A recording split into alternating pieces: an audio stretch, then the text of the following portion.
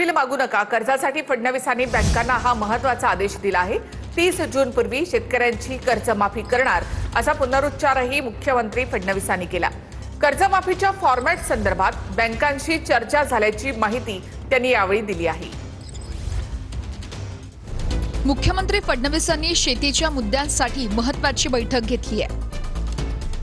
या बैठकीनंतर फडणवीसांनी राष्ट्रीयकृत बँकांना शेतकऱ्यांच्या कर्जासाठी कडक शब्दात आदेश दिल्याचं सांगितलंय। बँकांनी कर्जासाठी शेतकऱ्यांकडे सिबिल मागू नये अशा सूचना देण्यात आल्यात। बँकांच्या मुख्यालयांनी प्रत्येक शाखेला या संदर्भात पत्र पाठवावं असंही सांगण्यात आलंय।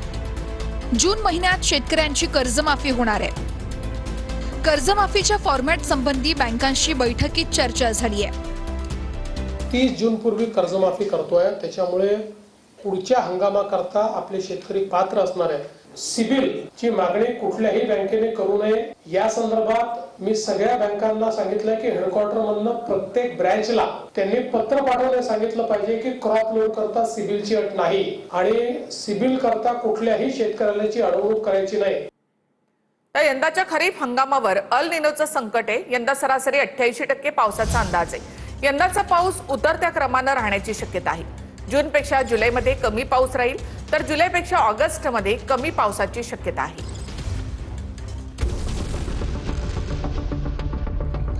मुख्यमंत्री फडणवीसांच्या घेतलेल्या बैठकीत अल निनोच्या खरीप हंगामावर चर्चा झाली आहे। यंदाच्या खरीप हंगामावर अल निनोचं संकट असल्याचं मुख्यमंत्र्यांनी सांगितलंय। अल निनोच्या संकटामुळे साधारण पाऊस उतरत्या क्रमाने राहणार असल्याची शक्यता आहे। साधारण जूनमध्ये पाऊस येईल, त्यापेक्षा कमी जुलैमध्ये, त्यापेक्षा कमी ऑगस्टमध्ये आणि त्यापेक्षा कमी सप्टेंबरमध्ये पाऊस राहील अशी शक्यता आहे। प्रत्येक जिल्ह्याला अल निनो संबंधी उपाययोजना करण्यास सरकारनं सांगितलंय। हवामान खात्याच्या मांडणीनुसार सरासरी 88% पावसाचा अंदाज आहे।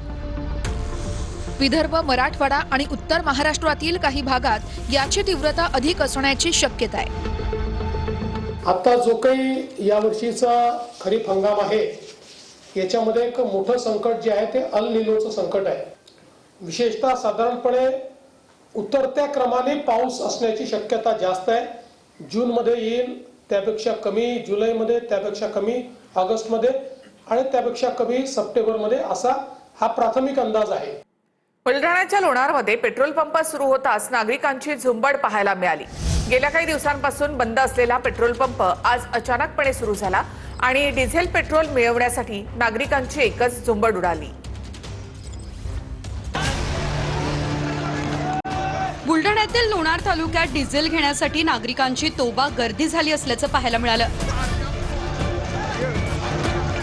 शहरातील एका पेट्रोल पंपावर डिझेल वाटप सुरू करताच नागरिक कॅन घेऊन पंपाच्या दिशेने धावले।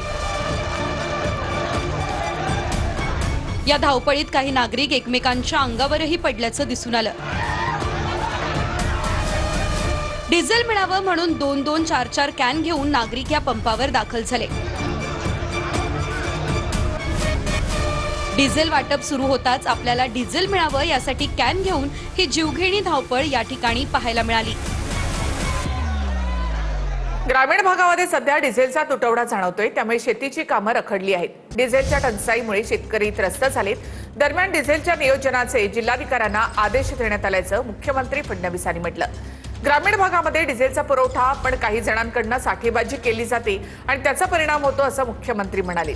दरम्यान ग्रामीण भागामध्ये कुठे काय परिस्थिती आहे तेही आपण पाहूया।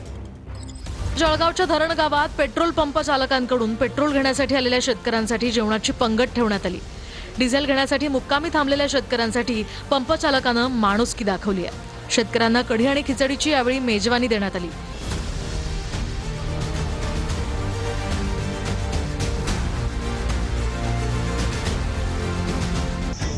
परभणीत पेट्रोल पंपावर पेट्रोल डिझेल भरण्यासाठी वाहनांच्या रांगा लागल्यात। वसमत रोडवरील अमोल पेट्रोल पंप आणि जिओ पेट्रोल पंपावर सुद्धा डिझेल घेण्यासाठी कॅन घेऊन नागरिकांनी रांगा लावल्यात। परभणी गंगाखेड रोडवरील पेट्रोल पंपावर मोठ्या टाक्यांमध्ये डिझेल भरतानाचे व्हिडिओ व्हायरल होत आहेत। रांगेतल्या शेतकऱ्यांना डावलून टाक्यांमध्ये डिझेल भरल्याचा आरोप करण्यात आलाय, तर शेतकऱ्यांनी विरोध दर्शवल्यानंतर कन्स्ट्रक्शन कंपनीच्या गाड्या काढण्यात आल्या। वाशिम शहरात डिझेल आणि पेट्रोलचा आजही तुटवडा कायम आहे। रिसोड रोडवरील टिल्लुमल पेट्रोल पंपावर पहाटे 4 वाजल्यापासून डिझेलसाठी शेतकऱ्यांनी रांगा लावल्यात। डिझेल मिळत नसल्यानं शेतकरी त्रस्त झालेत. तर लातूर शहरातल्या उषा किरण पंपावर सुद्धा पेट्रोल संपल्यामुळे वितरण बंद करण्यात आलंय. डेपोमधून पुरवठा सुरळीत होत नसल्यानं पेट्रोलचा तुटवडा असल्याचंही सांगण्यात येत आहे. भोकरदन शहरातल्या सिल्लोड रोडवरील पेट्रोल पंपावर नागरिकांनी सकाळपासूनच गर्दी केली आहे. पेट्रोल डिझेलचा टँकर येण्यापूर्वीच डिझेल घेण्यासाठी शेतकरी बांधव कॅन घेऊन पंपावर दाखल झाले. इंधन मिळत नसल्यानं शेतकऱ्यांची शेतीची कामंही खोळंबली आहेत.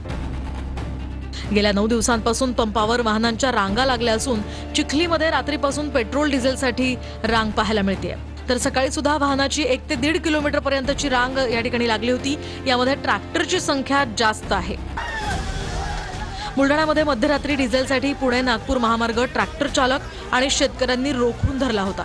डिझेल मिळत नसल्यामुळे शेतकऱ्यांची कामं खोळंबली आहेत. त्यामुळे शेतकऱ्यांनी वाहतूक रोखून धरली होती. तर मुक्ताईनगरच्या कुऱ्हा परिसरातील पेट्रोल पंपावर पेट्रोल डिझेलची भीषण टंचाई पाहायला मिळते. कुऱ्हा काकोडामधील SR पेट्रोल पंपावर रांगा लागल्यात. तर दुसरीकडे द्वारका किसान पेट्रोल पंपावर सुद्धा 2 दिवसांपासून पेट्रोल नाहीये. जामनेरमध्ये पेट्रोल डिझेल भरण्यासाठी पेट्रोल पंपावर नागरिकांची गर्दी कायम आहे. सकाळपासूनच मोठमोठे कॅन्स घेऊन नागरिक पेट्रोल पंपावर पोहोचलेत. मुबलक साठा उपलब्ध असून गरजेव्यतिरिक्त पेट्रोल डिझेल खरेदी करू नये असं जिल्हाधिकाऱ्यांनी आवाहन केलं होतं. डिझेलच्या संदर्भातला थोडा मुद्दा हा ग्रामीण भागांमध्ये आता या ठिकाणी तयार झालाय. सगळ्या जिल्हाधिकाऱ्यांना सूचना दिल्या आहेत. कारण साधारणपणे जो कोटा असतो तो सगळा कोटा मिळतोय, पण अचानक वापरामध्ये 20-25% वाढ ही काही ठिकाणी दिसते. तर याचा अर्थ असा आहे की थोडं साठवणूक किंवा काही लोक अधिकची साठेबाजी करतायत. तर त्या संदर्भात रेशनिंग तर मी म्हणणार नाही, पण नियोजन हे करण्याचे आदेश आपण दिलेले आहेत. सरन्यायाधीशांनी बेरोजगार तरुणांचा झुरळ असा उल्लेख केल्यानंतर आता डिजिटल चळवळ सुरू झाली. सोशल मीडियावर कोकरोच जनता पार्टीची स्थापना करण्यात आली. मराठी मुलाच्या मोहिमेला अनेक मोठ्या नेत्यांनी सुद्धा पाठिंबा दिला. कोकरोच जनता पार्टीचे 6 दिवसात 16 मिलियनपेक्षा जास्त फॉलोअर्स झाले. देशाच्या सरन्यायाधीशांच्या एका वादग्रस्त वक्तव्यावरून सोशल मीडियामध्ये एक चळवळ उभी राहिली. या चळवळीचं नाव आहे कोकरोच जनता पार्टी. सरन्यायाधीशांनी काही बेरोजगार पत्रकार, सामाजिक आणि RTI कार्यकर्त्यांचा उल्लेख झुरळ असा केला. देशाच्या सरन्यायाधीशांनी केलेल्या या विधानाने देशभरात खळबळ माजली. आता तेच कॉकरोच क्रांती करतील या विश्वासानं एका मराठी तरुणानं सोशल मीडियामध्ये कोकरोच जनता पार्टी या नावानं खातं उघडलं आणि फक्त 6 दिवसातच या खात्यानं सगळे रेकॉर्ड मोडीत काढले. जगातली सगळ्यात मोठी पार्टी होण्याचा दावा करणाऱ्या भाजपनं 2015 साली इन्स्टावर खातं उघडलं. मात्र त्याच भाजपच्या फॉलोअर्सना कोकरोच जनता पार्टीनं फक्त 6 दिवसात मागे टाकलं. काँग्रेसने इन्स्टा खातं 2014 साली उघडलं. त्यांच्या खात्यावर एकूण 39,000 पोस्ट आहेत आणि जवळपास 13.5 मिलियन फॉलोअर्स. भाजपनं 2015ला इन्स्टा खातं उघडलं. 18,500 पोस्ट आहेत आणि 8.8 फॉलोअर्स आहेत. आणि कोकरोच जनता पार्टीनं खातं उघडून फक्त 6 दिवस झाले. या 6 दिवसात त्यांनी फक्त 59 पोस्ट टाकल्या आणि दुपारपर्यंत जवळपास 14 मिलियन फॉलोअर्स मिळवले. कोकरोच जनता पार्टी उघडणारा अभिजित दिपके हा मूळचा हिंगोलीच्या संतूक पिंपरी इथला आहे. अमेरिकेमधील बोस्टन युनिव्हर्सिटीमधून त्यानं पदवी घेतली. 2020 ते 2023 पर्यंत तो आम आदमी पक्षातही सक्रिय होता. अत्यंत कमी कालावधीमध्ये सर्वाधिक फॉलोअर्स बनवण्याचा रेकॉर्ड त्यानं बनवलाय. सरन्यायाधीश सूर्यकांत यांनी व्यवस्थेवर टीका करणाऱ्या तरुणांची तुलना झुरळ आणि परजीवी यांच्याशी केली. त्या विधानानंतर सर्व झुरळ एकत्र आली तर काय होईल या कल्पनेनं सोशल मीडियामध्ये कोकरोच जनता पार्टी उघडल्याचं अभिजित दिपके सांगतो.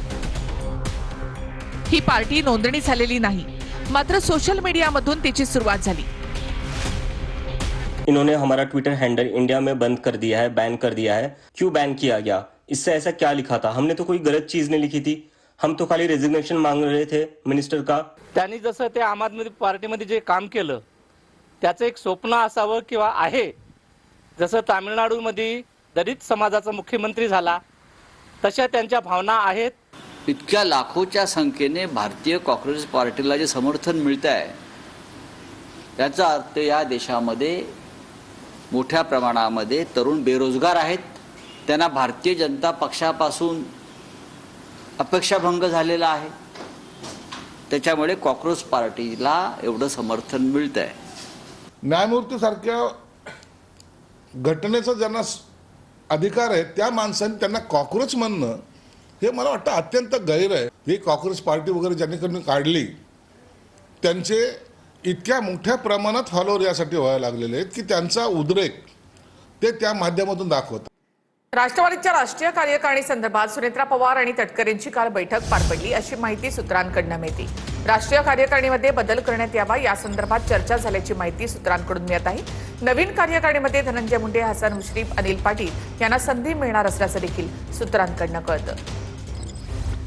राष्ट्रवादीच्या राष्ट्रीय कार्यकारिणीमध्ये धनंजय मुंडे, हसन मुश्रीफ आणि अनिल पाटील यांना संधी मिळणार असल्याची सूत्रांची माहिती आहे.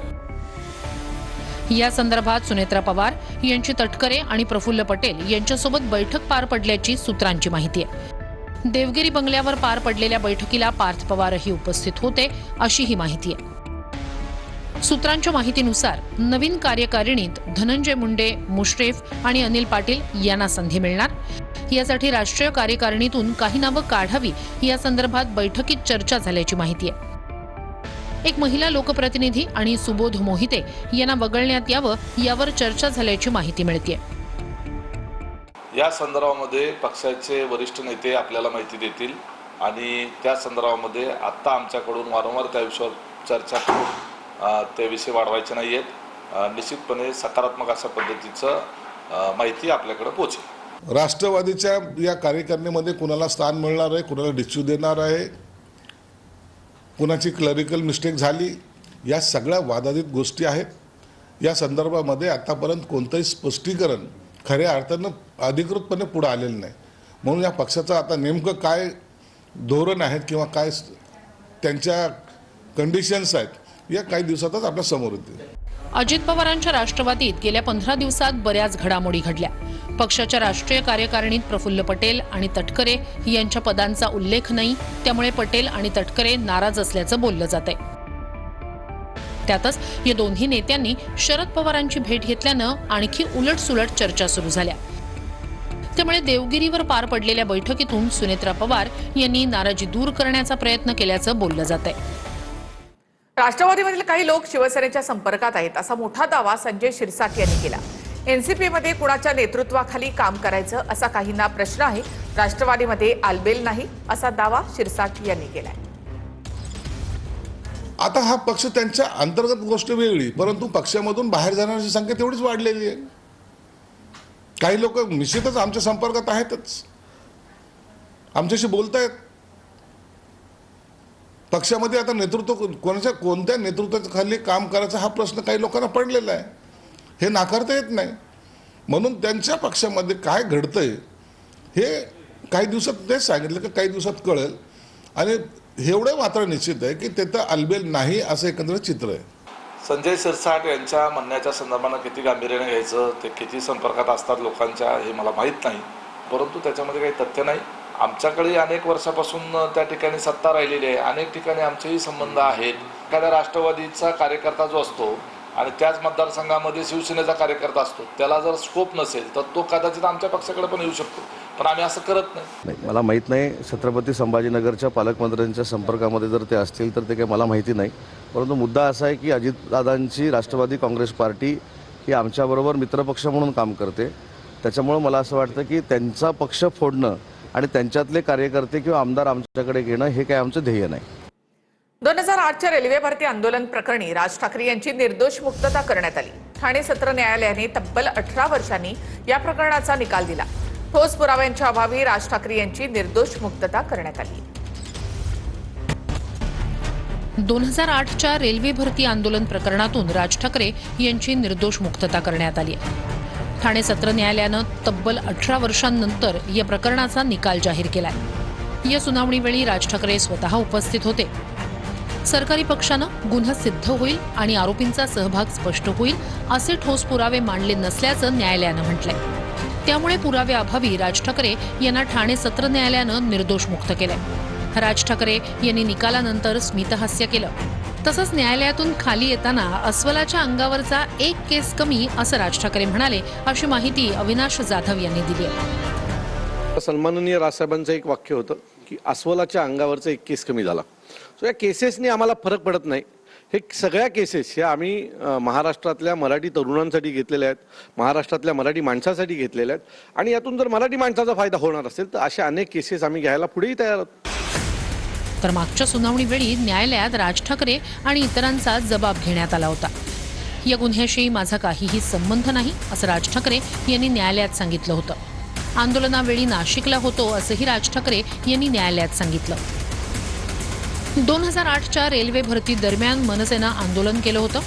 कल्याण स्थानकात उत्तर भारतीय उमेदवारांना मनसे कार्यकर्त्यांनी मारहाण केली होती. या हल्ल्याप्रकरणात मनसे प्रमुख राज ठाकरे यांच्यावर गुन्हा दाखल झाला होता. मराठी तरुणांच्या नोकऱ्या परप्रांतीयांनी हिरावल्या असा आरोप राज ठाकरे यांनी केला होता. याच प्रकरणी राज ठाकरेंसह 7 मनसैनिकांविरोधात गुन्हा दाखल होऊन त्यांना अटकही झाली होती. यानंतर राज ठाकरे यांच्या वकिलानं न्यायालयात अर्ज देऊन ते अटक वॉरंट देखील रद्द केलं होतं. आरोपी नंबर 1 ते 7 जे होते, ज्यांच्यावरती प्रत्यक्ष मारहाण केल्याचा आरोप होता, त्यांच्या बाबतीत देखील कोर्टाने हे म्हटलेलं आहे की सरकार पक्षाने जो पुरावा दाखल केला किंवा कोर्टासमोर आणला त्या पुराव्यातनं आरोपी क्रमांक 1 ते 7 प्रत्यक्ष त्यावेळेला तिकडे हजर होते, याचाही कुठलाही संबंध सरकार पक्षाला दाखवता आलेला नाही. या सगळ्या कारणांमुळे सगळ्या आरोपींना निर्दोष. गावामध्ये भोंदूबाबाने 70 लाखांची फसवणूक केल्याचा आरोप करण्यात आलाय. कौटुंबिक वाद सोडवण्याच्या बहाण्याने भोंदूबाबाने फसवणूक केल्याचा आरोप आहे. पत्नी सासूच्या माध्यमातून भोंदूने फसवणूक केल्याचा आरोप करण्यात आलाय. दरम्यान चौकशीच्या वेळी आर्थिक व्यवहाराचे पुरावे सापडले नाहीत अशी पोलिसांची माहिती आहे. आणखी तपास सुरू असल्याचा देखील पोलिसांचा दावा आहे.